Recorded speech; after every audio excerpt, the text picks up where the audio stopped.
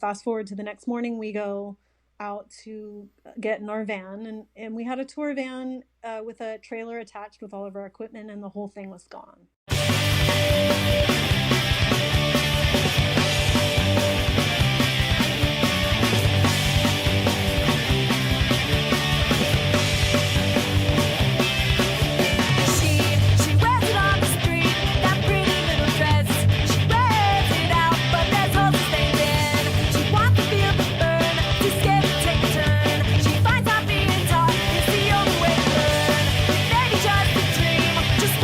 Welcome to 3 Gigs, the podcast that tells the story of 3 shows that shape a performer's life and career. Their first show, their best show, and their worst show. My name is Dominic Davey, and today I'm talking to Mel Levy of the band Luckie Strike.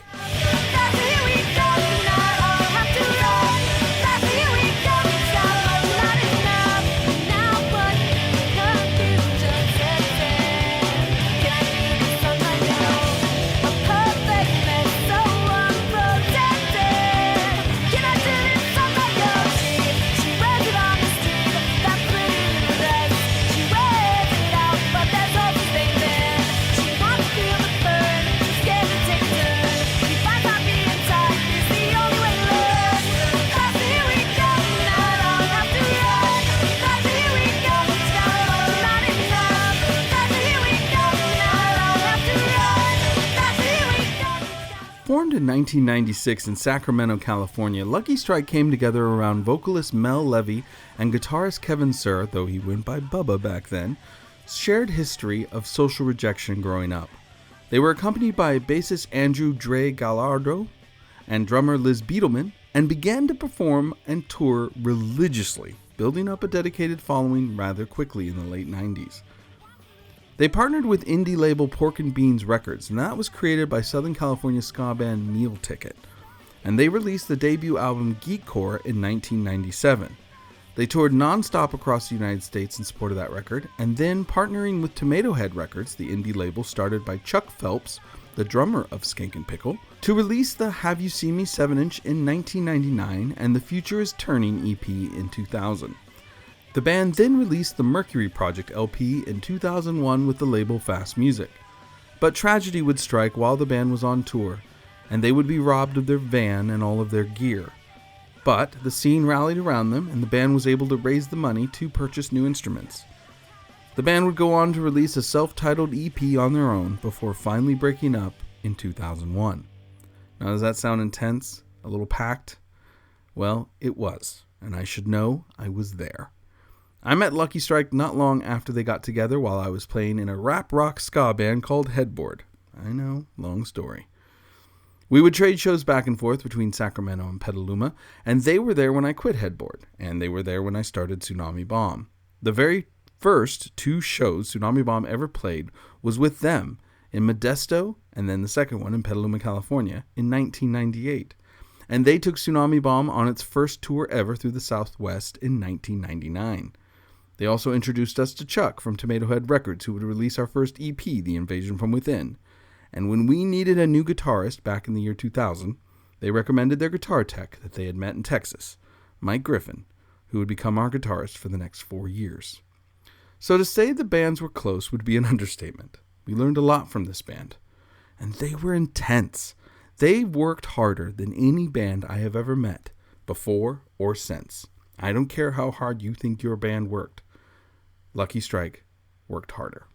They were on tour constantly, and when they weren't on tour, they were recording an album of some sort. It was intense, but I have to say, you can listen to the songs and you can be into them or not, but I promise you, you missed an amazing live show. They were so good. Dre would be intensely focused on the bass. Liz would be having the best time playing drums. You couldn't look at her and not smile. Kevin was clearly a master of guitar. He was so talented. And then Mel. Her vocals were epic. She would belt the songs out, and she just had this presence. It was something to see live. Luckie Strike was the band that all of the rest of us judged our bands by. Were we doing enough? Were we touring as much as them? The answer was probably no. But as great of a band as they were, they were even better friends. So I'm very excited that after all this time, so many years of friendship, I have Mel on here on the show, 3 Gigs, to tell her story. Starting with just what she got herself into as far as touring with Lucky Strike. We definitely hit the ground running when it came to touring, that's for sure. And I had no idea that's what I was gonna get into, and so I was just kind of like, oh, this is what we're supposed to do. Oh, we're supposed to like go play shows in all these different places. Okay, cool, let's do that. And I had no idea what I was getting into, but I think that was kind of the magic of it all. Was it's just same as touring. You're gonna wake up in a different town every morning, and you have no idea what to expect. That was kind of the whole experience with Lucky Strike. was like you never knew what the next day was gonna look like, but that was exciting. Was Lucky Strike your first band? Yeah, it was. It was. That's so crazy. That is so, because especially when I think about back to what you look like, even in the early days, like how poised and commanding on stage you always were. It's so crazy to think about that being your first band. Well, I was a performer. I mean, I liked being on stage. I was a musical theater nerd. I was a cheerleader. I liked to be in front of a crowd performing, and I always felt like it's funny because I always felt insecure up there, but it also felt like that was my release. So if I didn't have to say any words and I could just perform, yeah, then I was very comfortable. I don't know if that makes sense, but no, it does. It actually really does. That's why, in between songs, it's like the singer always like has some witty banter. I never knew what the fuck to say, and I always felt like I'd just go crazy during the song, and then there was this like 30 seconds in between songs, and Bubba would be tuning his guitar, and everybody was just kind of waiting for me to say something, and I was like, all right, the next song is this. I didn't know what to say, and then you go, hey, how's everybody doing? And it's like crickets. So yeah, I liked the performance part of it. It was just, but I'm very shy when it comes to the rest, I guess. But I've always been comfortable up on stage, in front of the crowd, I guess. So, yeah, first band. You always were. You were always, and I don't remember ever thinking like, there were definitely singers that I can think of even now and back then who I thought were not good between songs at first, even if they later became good. But I never got that impression. But you would come off as all business. You'd be up there and you'd be like, all right, good job. Thanks, everyone. Yeah, that's great. Are you guys ready? All right, well, this next song, like, you're like, you were definitely, it's funny to hear you go, like, I didn't know what to say, so I just wanted to keep going. Because up there, you were like, all right, yeah, that stuff, ha, ha, ha, everyone clapping. Good. All right, next song. I was all business. I love that. I've never received any feedback for that. So no, that's great to hear. I love it. I would stand by it. I swear to God, any of our friends would back me up if I said that in front of people who watched you perform. All right, they so would here's what you guys are gonna do. We're gonna finish one more song at 7:55. I want you to all go to the merch table and buy $50 worth of shit. Thanks. Good night. I am having a flashback to your shows right now because that is exactly like something you would say. Oh my God. I don't recall you ever saying times, but you would be like, okay, we're going to play 2 more songs, and then the set's going to be over, and we're going to be over the merch tables. Come up and say hello. I swear to God, I've heard you say something similar to that. It doesn't sound fun. No, you were just very focused, and then you would go off during the song, and then you had this, you have this incredible voice that just filled the room, and everybody was just like, okay, yes, ma'am, we'll be right there. I'll see you at the merch table. Right, so I was commanding enough during the song to make them listen in between. Yeah, you were like, and you didn't seem awkward. You just seemed like, yeah, okay, enough chit chat. Let's keep going. That's amazing. So, okay, well, let me ask you this. Like, tell me the story. So, you've had a number of shows in your life building up to this, but then you found yourself in this band, Lucky Strike. So tell me about the very first Lucky Strike show. Where did it happen? What happened?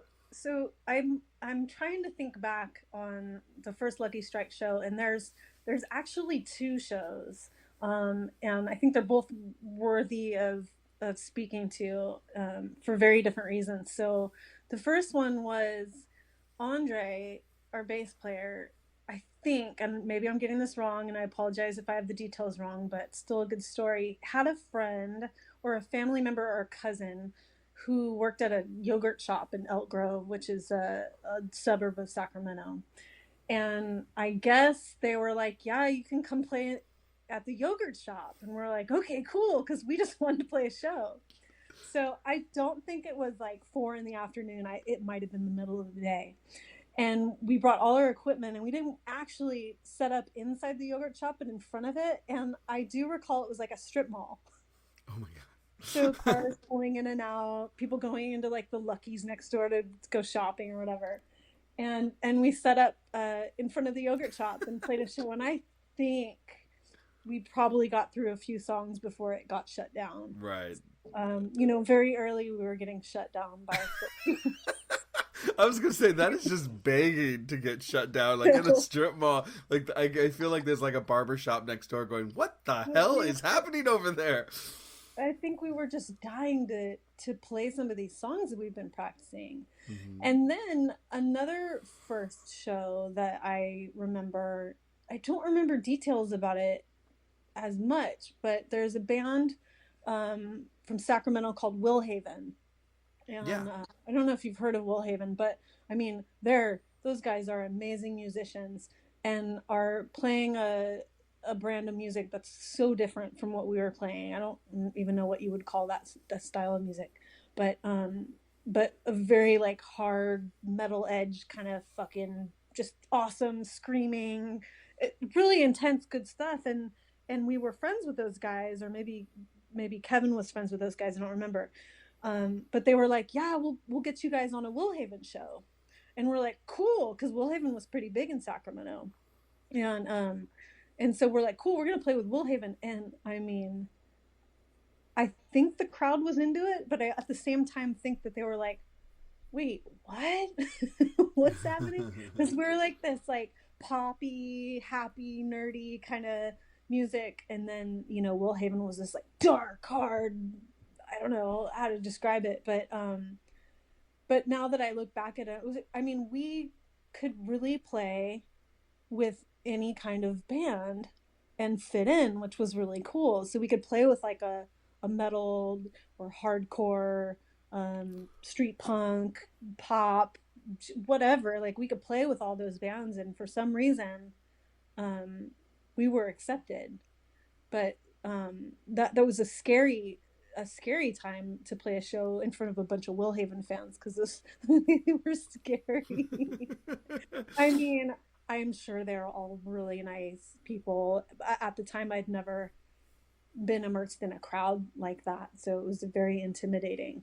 So the yogurt shop and the Willhaven show, I'm going to say, are our first super random shows. Those are good. See, those are great stories. And that's really kind of interesting because, yeah, I remember that you guys would play with anybody, everybody, didn't matter who. And like Tsunami Bomb really had that too. But the bands now, not all of them are like that. They don't all like to venture outside of comfort zones, I've noticed. And I'm not trying to be shitty for those of you listening going, hey, what do you mean? But it's like, it's like, back when that was happening, there was a mentality when we all started where it was just like, you were going to play, like if it was a metal show, you can get on it.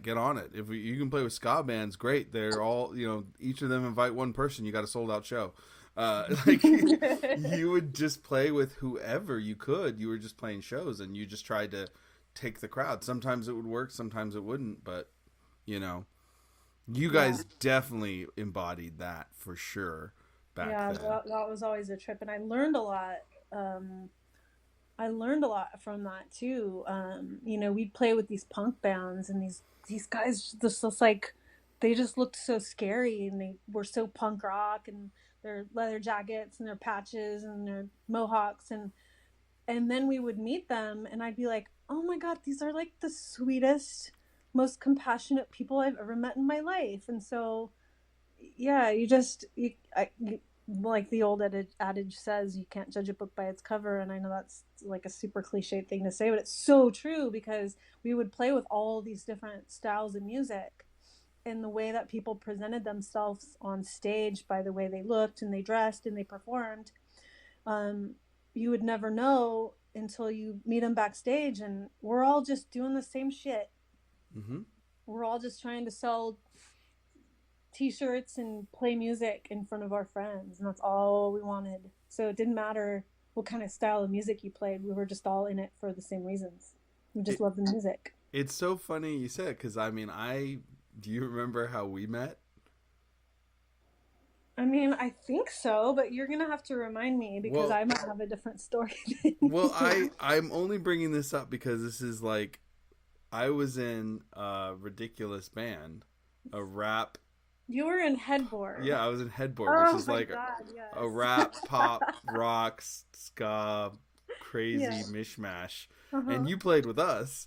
Mm-hmm. We played with you guys, and I actually met you all at a show in Modesto. We met for the first time playing with Link 80. We were all on the same show. But you and I were talking before that, and I don't know how that happened, because I was emailing back and forth with you guys, and I didn't even have a computer that could email. I was doing it from the drummer of Headboard's house when we practiced. And we had become friends or friendly, and I don't know if I had seen you at a show. I just don't remember how you and I started talking, if I like emailed you guys or reached out or what. I don't remember either. But I remember that I was really excited to meet you in person. And yeah, oh jeez. Yeah, and the first thing you said to me was that we were like, oh my god, hey, what's going on? And we were really excited to meet each other, and you're like, oh my god, have you seen Nick Trania? He's really hot. Oh no. That was the first thing you said to me. I was like, no, I have not met him. I don't know. Is he? Okay. Your memory is incredible. I do not remember that at all. However, I do remember thinking he was really hot. Yeah, but we all met at that show, and it was awesome. And I remember driving out there, and I was really excited to meet you guys, but I can't remember how we started talking. I feel like maybe because this was early internet days, so like in a sense when bands were all over it, so I feel like I might have emailed we might have emailed the band, and I might have emailed the band, and you might have responded. Is that realistic? I mean, maybe. I don't think that I was emailing at that point, because, and I'm only saying that because I remember we would send out postcards to our fan list. We had a, what do you call it? The mailing list. Yeah, you had a mailing list, and then you'd create a postcard and put some information on it to connect with your people, and then you would go make copies and put stamps and mail them out. So I don't think that we were in the email game yet, but maybe Bubba was, and maybe I was. Maybe we. I don't remember. I mean, this was 98, 99? Oh, this was like 97, 90. Yeah, like this would have been, because Tsunami Bomb started in 98, and I already knew you guys then. And that's right. You're right. We were already close. And I know that you were the first one I talked to. And I know I knew what you looked like, because I thought you were gorgeous. And and then I told you that I liked Nick Train. Oh yeah, you led with that when we met. Like, we chatted a lot through email, and then when I met you, you were like, "Oh my god, have you seen Nick Train? He's so hot." And I was like, "Is he? Okay." And but no, I was like really excited to be talking to you, and I remember Glenn, who was in Headboard, was like, "Dude, like, keep talking to her, like, see if we can get a show and see if we can get shows." And then I think then at some point we were talking with Kevin too, and then like everyone became friends eventually, like immediately after that. But you and I were the first two. I think maybe I met you at a show. Maybe, I don't remember, because I do remember. No, I didn't see you, because this would have been the first time I saw you in real life. I don't know, it gets kind of fuzzy. That means we've probably known each other for like 13 or 14 years. Easily, yeah. That's wild. Yeah, I think okay. So it's gonna either play out. It either played out two ways, and I wish I remembered specifically. I either saw you at a show in Sacramento and was impressed with you guys, and then I hit you up and asked if I could like. I told you I was in a band and like wanted to see if we could set up shows or something, and just talk ways, and you were like sure, and you like gave me some sort of email contact or yeah, and then I reached out, or I reached out through the band stuff online or found you guys somehow and reached out. No, because I had to have known about you guys. I'm sorry to be remembering this in real time, but I'm trying to remember. There was a specific order of events, but I know that you and I were talking before anybody else in our groups were talking. I was talking to you. I believe that I would totally believe. Yeah. And if you had asked me about connecting for future shows, then all of that always went to Kevin, because he was really serious about, you know, not having everybody doing that, but like really kind of funneling it in just to him, which it was smart. And so if you were like, hey, let's play some shows, how do I get in touch with you? I would have given you his phone number. Yeah, but I would have totally been like, but I want to flirt with you. So I don't know, but yeah, somehow it's all blended together. But I know that we didn't really know each other until that time. I remember two different occasions where I was seeing you, and I was like, that's the singer for Luckie Strike. And one was in Sacramento, so I might have met you there. And the other, and you, I don't know. It's crazy. But somehow we got in touch before everybody did, and then the bands became friends. And it's also funny to hear that you say that Luckie Strike had two, like you identified two first shows, because I feel like Tsunami Bomb had two first shows, and both of them were with you guys. Because really? Yeah, because we wanted to put on a show in Petaluma at the Phoenix Theater. It was going to be our very first show ever, and I reached out to Kevin to get you guys to play it with us, and he was like, yeah, totally. Do you want to play a show the day before? And I was like, where? And he's like, Modesto at Fatty Mocha. And I was like, yeah, I'd be down. And so we played with you guys there, and my truck broke down on the way there, and you guys had to come get us and pick us up and save us. And then I remember like Corbett was there manning your guys' merch booth. And I think Phopias was playing as well. So there's some blasts from the past. So I actually, as I'm nerding out about all the band stuff recently, I found this website, and you probably know about this, but I didn't know. And it's a list of shows of bands that played in the Sacramento area, and it lists all the shows and all of the lineups and the date. Oh wow! And some of the larger bands, like there's actual set list, but not for many of them. And these are just shows in Sacramento, some Modesto, Petaluma, in that general area. And I think we had like 72 shows on there. And that was just, and I felt like we didn't play Sacramento or this area that often. Oh, I thought you guys played a lot. Like Lucky Strike played a ton in my well, according to this site, that we totally did. We you totally did. But you should. I'll have to find the site and send it to you offline, because it's pretty interesting, and I'm sure that there's some headboard Lucky Strike shows on there. That's amazing. That would be me. I wonder if I'd remember them if I looked at them, because it's like my memory gets kind of fuzzy. Like I said, I don't remember how you and I originally connected. I only remember. And you know what, Don? We may never remember. I know. It's just maybe we were always friends. And that's like, yes. So if that was some of your first shows, and also how you met me, and how you decided that Nick Trania was really hot, how is Oh, I loved him. Adam Davis was involved in those. I remember him running around. He remembers those days. He probably remembers everything really well. Yeah, Adam was in Lucky Strike, and yeah, or Link 80. Adam was in Link 80 from the beginning. I don't know. I'd have to ask Adam. Now Adam's at home with like his kids. I know, making s'mores and camping in the backyard with his kids and his wife. Totally different life now. Yeah, he's still Adam, because like I had him on the show, and he was hilarious. Oh no, he's great. I love Adam. Yeah, he's in one of my earliest episodes, and he's episode 6.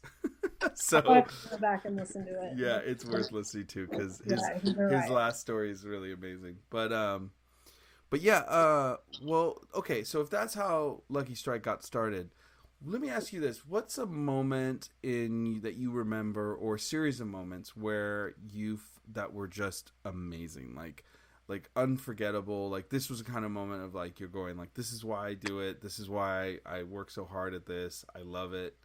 It's amazing. Like, do you remember some shows or some moments like that where you just were like, "Oh my god, this is awesome"? I think those moments are definitely show related. Anything else that happened outside of that, like being in the studio and recording and having the opportunity to tour, those are all great things. But I think the moments, the really important, impactful moments are shows. And it was always like certain cities we would play that we would unexpectedly have all of these fans just like screaming the lyrics to our songs, and we're like, how the hell did we get a following here? Carson City, Nevada. It's funny, Don, because before we're getting ready to record this podcast, I was, thinking in my mind, okay, I'm going to talk about this show and this show. And I didn't even think about this until just now. Carson City, Nevada, which is, I think, outside of Reno. Yeah. We had so many fucking fans. And for some reason, kids in these towns, like, they didn't care what they look like. They just like left it all on the floor, so to speak. I mean, they would go nuts. They were feeling the music. They were into it. They weren't concerned about like the cool fact, well, how do I look? And, I don't know this band, so I'm just going to stand here and, decide if I like it. They were just like, I'm at the show. I'm just going to lose myself in this music. And it was always like that in Carson City. And we had a following there. I'm like, how the hell do we have a following in Carson City? I mean, we also had one in Reno, so I guess that's pretty close. But man, those kids were passionate about the music, and it was the same thing in Sacramento, which was our home base. Some shows that we would play at Bojangles, which was originally the Cattle Club. I think when we started playing there, it was Bojangles, and it was this little venue, divey spot off the side of the road under the freeway. I think probably one of the best Sacramento venues ever. And they would pack it, and it was loud and dirty and dark, and the sound was amazing. Maybe sometimes it wasn't, but that passion was there. That like, we don't give a fuck. We're just gonna, the music's gonna start, and we're just gonna lose ourselves in it. We're gonna dance. We're gonna mosh and jump around and just go nuts. And those are the best shows. Yeah. Because like the fans feed off the energy of a band, the band feeds off the energy of the crowd, and a good band can have energy through the music with two people in the crowd, which you and I have both done. But I think some of those bigger shows where there's hundreds of kids just like screaming and going nuts, the energy in the room is incredible. So there's another show, I guess there's a lot of shows like this. There's another show in Roseville that I remember was like in this like weird auditorium kind of rectangular shaped room, and the sound was garbage. But I mean, there were kids from front to back just crammed in there going nuts. I may or may not have stage dived at that show. I can't remember. But that was a good show too, the one in Roseville, and I think that one's on that website I was just talking about.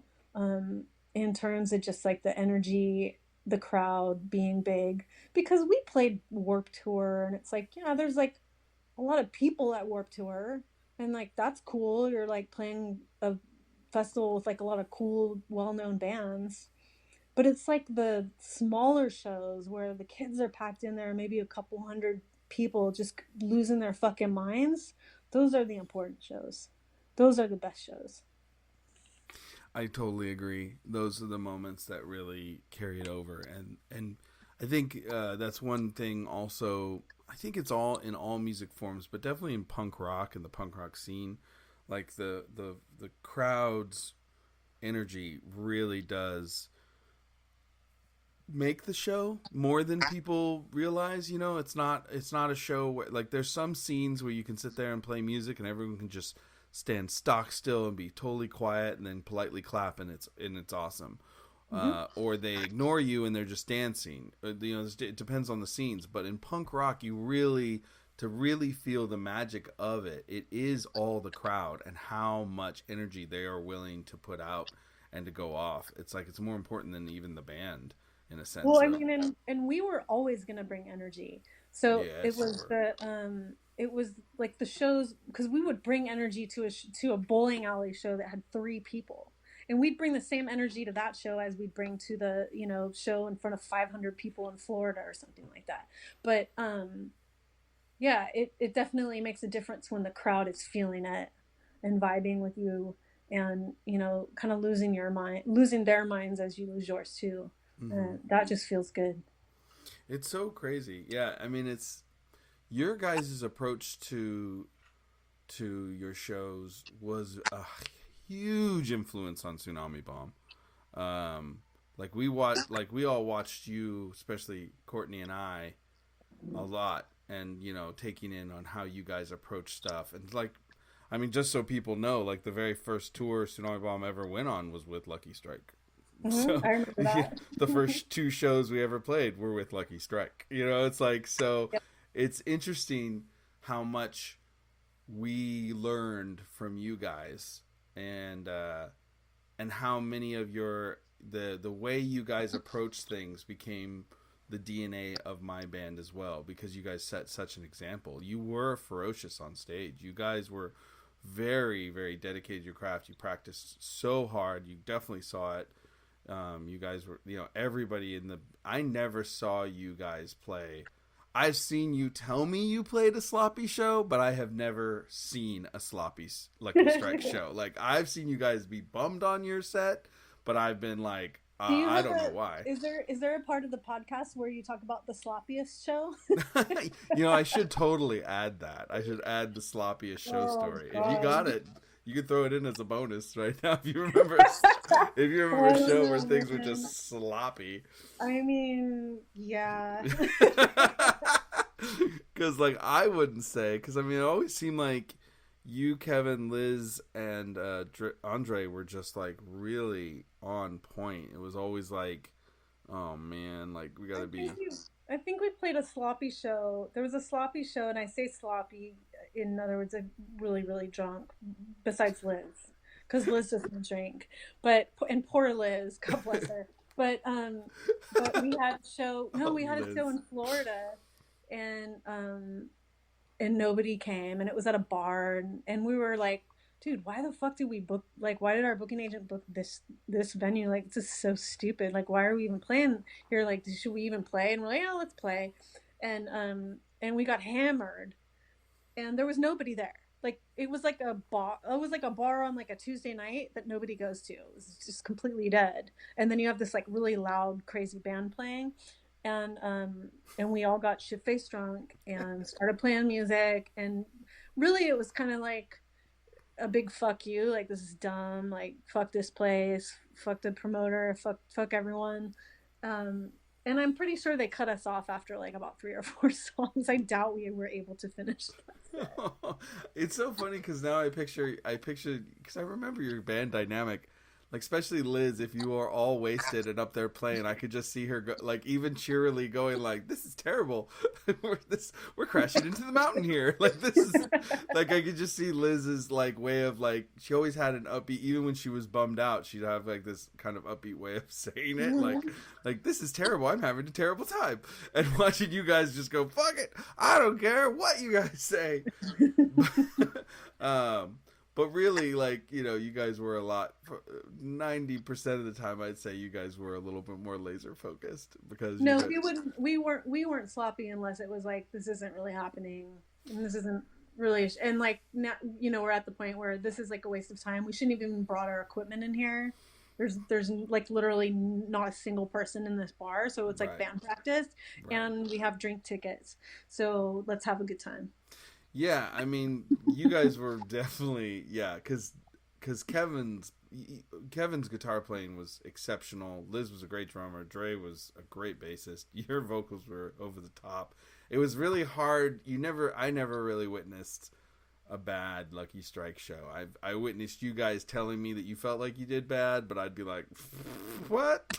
Like, are you what? Because Yeah, you thank guys you. were always really good. You guys were you worked really hard though. You guys were really hardworking. You really took it seriously, and you really went for it. Which is why it's funny. It was your first band, your main band. I don't think you've done another band per se. I Uh, did a short stint as a backup singer in a reggae band. no kidding.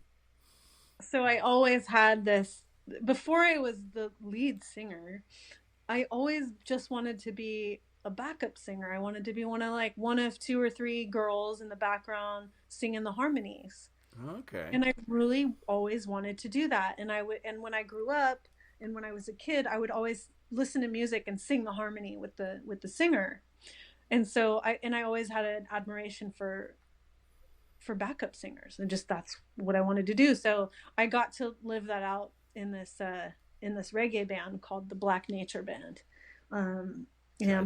Black Nature is this artist from Sierra Leone, who plays drums and sings and is just amazing, and put together a reggae band. And they were looking for a couple female backup singers, and they knew I could sing, so they're like, "Hey, do you want to be in our band?" And I was like, "Yeah," because I love reggae music, always have. And it was awesome. We played some shows locally. This was in San Francisco. We played some shows in Santa Cruz, San Jose.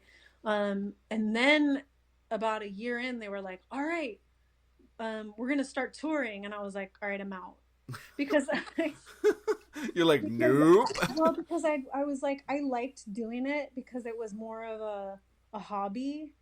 And if I do something, I give it 100%. I give everything into what I'm doing, and sometimes to a fault, because then I stop taking care of myself because I'm giving so much. Right. Um, and with Lucky Strike, I was happy to give everything and to give up everything for this band. And so when this other band wanted to tour, I was like, no, because I wasn't, and I'm not now in a place where I want to give that much to something like that again. So it was fun while it lasted, and I can send you some videos later I if you would want love to to see check out. videos. I mean, there's a lot to unpack there because, like, for one, I didn't know that you were in a reggae band doing backup vocals for a while. Yeah, I know. Amazing. Two, the fact that you're the type of person that would have that you always saw yourself as a backup singer, especially considering, Yeah, like, there will be people who listen to this, of course, who remember you as a lead singer. yeah. But like there'll be people listening to this who didn't see you guys and will only hear you for the first time now. And for those people, this woman was one of the standards of which everyone was judged by. And you're not gonna say that you were, but a lot of us watching there was never anybody who was like, yeah, she's okay. It was always like, Mel's incredible on stage. Thank you. You were all business, as we established earlier, Got but it. but you were great. I mean, you were great. So it's funny to me because I wonder how many people would say that like, oh, I always wanted to be the backup singer, but you were like Mhm. a lead singer and a really good one. So it's interesting to hear that. But I also have known I've known that you've been reluctant about doing another project, and I knew that was why. I mean, You may or may not have asked me about a project a couple years ago, and I I may turned. or may not have asked you about a particular project a couple of years ago, and with good reason I asked I because appreciate it. you are absolutely incredible. But I thought that it makes sense because, like, Lucky Strike, among all my friends in bands before or since, were one of the hardest working bands of all time, and you guys left nothing out. You were putting in 120% into that project while you guys were doing it. And I must imagine, like, I don't know, like, start to finish, the band must have lasted, what, like, how many years? Like, would you say 5, 6 years? 96 to 2002. So 4, 5, 6, 7 years, right? Yeah. Yeah, about 6 or 7 years. Yeah, 6 or 7 years. That must have been a crazy, incredible little chunk of time, because it's like, it's not the majority of your life or anything, but you met a lot of people during that time. You worked nonstop during that time. It was a very intense period of time. The agreement that we all made to each other when we started to get more serious about this band was that this came first, and what that meant was, if you, let's say your best friend in the whole world is getting married, but the band has a show, you're playing the show. Like, there's going to be a lot of things that might come up in your personal life, and the band has to come first. And if you don't want that, or you're not ready for that, then maybe this isn't the right thing for you. And what was cool was that everybody was completely 100% bought into that. No regrets. That's what we wanted. And so it was true. Like, you miss out on a lot of stuff, but then you gain so much in, the rewards from all the hard work. Yeah. But that was the agreement we made from the start, was like, this is it. And, if there's other things going on in your life, the band has to come first. So hopefully you're okay with that. And we all were. So it worked. That's intense though, but amazing. But yeah, that's so cool. I mean, it must have been hard as well, trying to balance that with the rest of your life. I have done that as well, where the band came first, in that reality, and it was it's very hard. I think I've struggled a little with how my band is now, because that's not how we are. And It's good. It actually keeps the band alive. It keeps it going. It keeps us playing together. It keeps everyone getting along. We're at a different part in our lives, so you can't put it first like that, like we did back then. But at the same time, it's still in my own DNA as well, and I struggle with it a little bit, like in ways that I don't think the rest of my band completely understands. Even Courtney and Gabe, like, I don't think they quite understand. Like, so I get it when you tell me, like, you could, like, the reason you've kind of held off is like, I wouldn't be able to not put in 110%, like, 120%, like, but I don't want to do that. I don't want to commit that much of my life to this again. Yeah, well, I mean, and I think that's a personality thing, because the job I have now, I do the same thing.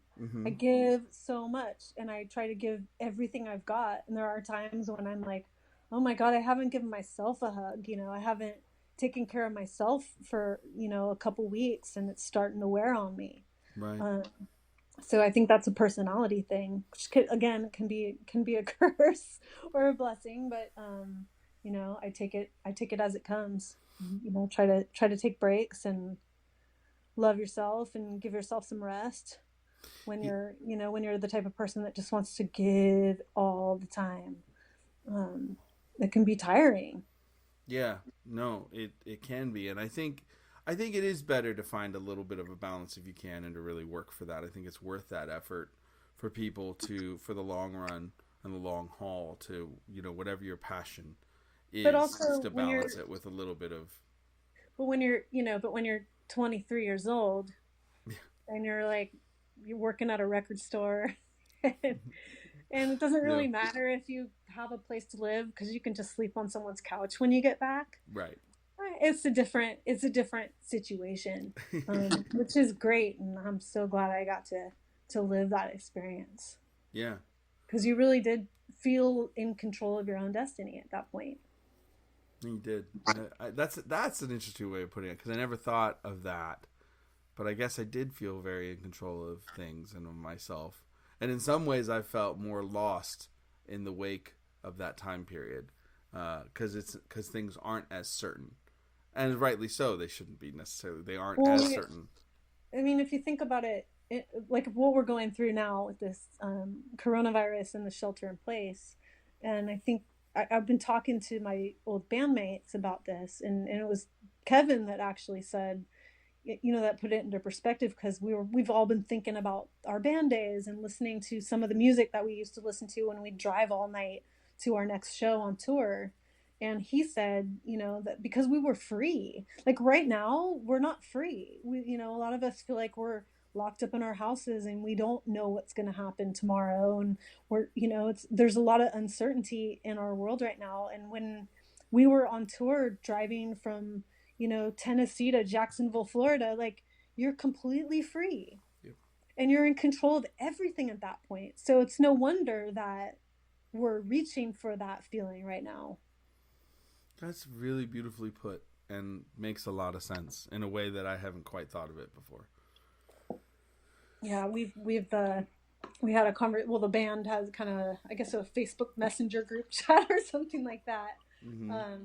And that was brought up because Liz was like, I've been listening to a lot of Radiohead. And I don't know why. I've been listening to a lot of music that we used to listen to in the van, and it's been giving me comfort.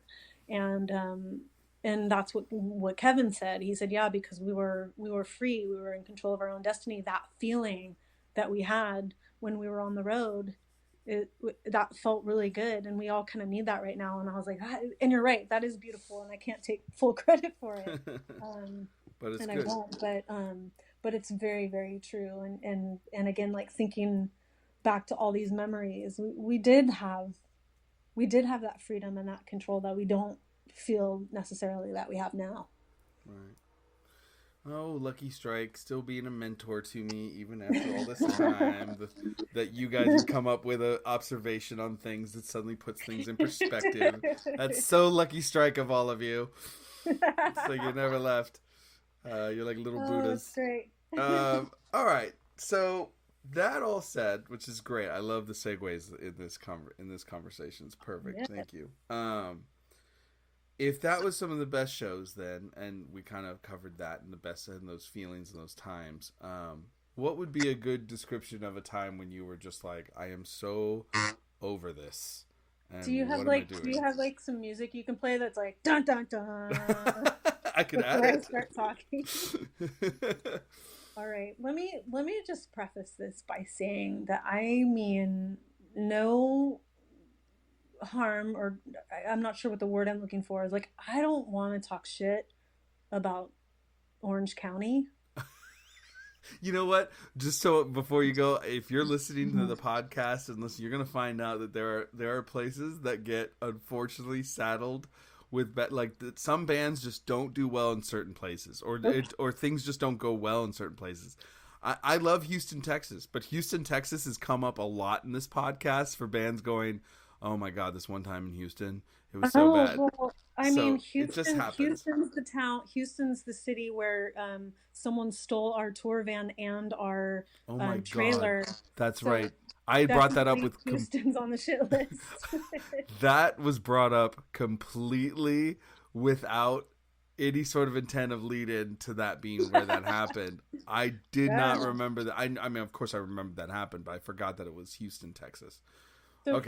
So for folks that don't know about that, we were on tour, and we had just started the tour, I think about maybe a week or two ago, and we had gotten to Houston, Texas, and we were supposed to play a show, and when we got to the venue, there was no promoter, there was no club. It was really quite odd, and I think the people at the club were like, oh no, that promoter doesn't work here anymore. Like, it was very strange. So of course, since we're there, we're like, well, let's get a hotel room and just get some rest. And, fast forward to the next morning, we go out to get in our van, and we had a tour van, with a trailer attached with all of our equipment, and the whole thing was gone. So, that's probably a pretty dark time in the time of the band, which ultimately ended to the band breaking up, I believe. But yeah, we all had to like kind of find our way back home, which was interesting. So yeah, Houston, awesome. I'm sure that there's some really beautiful people in Houston, and I'm sure they have great shows. But I don't think that we ever went back there. I'm so sorry, Houston. I didn't mean to bring it up again and make it worse. And I'm sorry, but I didn't mean to bring up you were about to tell me a rough show in Orange County, and then I bring up like one of the worst things that ever happened. And it wasn't a show. No, it wasn't a show. But I do believe that incident led to the. I mean, maybe other members of Luckie Strike would disagree, but at least watching, it felt like that was led to the end. It wasn't the end. it was hard to pick up the pieces from that. Yeah. We lost Andre after that, and gained Adam, which was awesome, but it just wasn't the cohesive unit that it was when we started. It was fun. Like, we had a great time and we were making music, but something was missing, and we were never able to put the pieces back together, and that's the way it goes. So Yeah. That's, crazy. it is crazy to think about. But now that we've brought up that bad memory, let's talk about Orange County and dun dun dun. And like, so yeah, I mean, some places just have rough times. I was always terrified to play at Chain Reaction. I don't know if that's a venue still. I would assume it was. It's a great venue, but I didn't like playing there because I felt like they hated us. Really? And I didn't know why. And the thing was, because Luckie Strike could play with any type of band, we would get on the bill with different styles of music. And in most other towns, kids are like, oh, okay, I can groove to this. I like this. This is fun. But in Orange County, or at this Chain Reaction venue in particular, we would get up there and play our hearts out, and the kids would just look at us like, all right, what do you got? It's like, just no expression, judging. At least that's what it felt like. And it was so awkward. So of course it had to happen at Chain Reaction during a show there, and it wasn't our first show. We played there many times, and we're getting that same like really cold feedback, cold reaction from the fans. And we get, I don't know, maybe halfway through the set, and my voice dies. Like, I lost my voice. Oh no, that's the worst. And in the set, like right in the middle. It's never so it's never happened to me before. I don't think if it ever happened after, but it's really scary because it's essentially like, I guess if you were a guitar player and you broke 2 strings and had to play the rest of the set without the strings, or you were a drummer and you didn't have drumsticks, so you had to use your hands.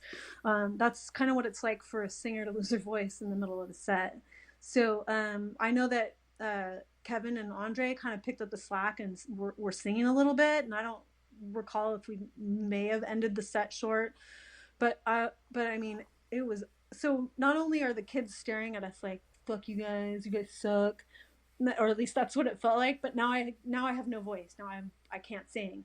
So I just remember after that set going out to the van and like literally curling up in the fetal position and crying in the back of the van, and just like staying there for the rest of the night. I was so embarrassed. I was so upset. I felt like I let everybody down, but it wasn't I had no control over it. It wasn't my fault. That was the worst. And it couldn't have happened in a worse venue. Right. Like, of all the venues for you to have a hard time, Chain Reaction being the one. Yeah, of course, right. That show kind of sucked.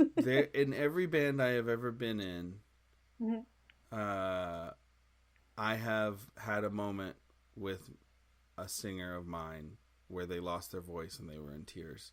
And it does in every band. In anybody can do the math on that, has paid attention, can think about who I mean, but like all of them have been there. Yeah. And it's so terrifying, especially even as a bassist, like trying, like, being a bassist and a bandmate, trying to like go, it'll be okay, and you're like, they're looking at you like, fuck you, it's not okay. And I'm like, you just like don't know how to make somebody feel better in this moment that they just feel awful, and it's so out of your control. I mean, it always comes back, it always heals, but it's just so terrifying. Yeah. And so embarrassing. Yeah. That was pretty awful. That was pretty awful. Oh my God, I'm so sorry. I don't know why that happened to this day. Like, I don't think we had to cancel any shows after that. I think I was okay. It was just a fluke. Maybe I had allergies, or I don't have no idea. But man, I still remember that very clearly, that show. And I did not like going back to that venue. I did not like playing there. Again, if anyone is in Orange County, I'm sure you're a very nice person. And now you're probably like 45 and you have 3 kids and a wife, and you probably don't even go to shows anymore. Maybe you do. But if you were one of those people at Chain Reaction giving me a cold stare, thank you. That's not what I thought you were about to say. Thanks for the memories.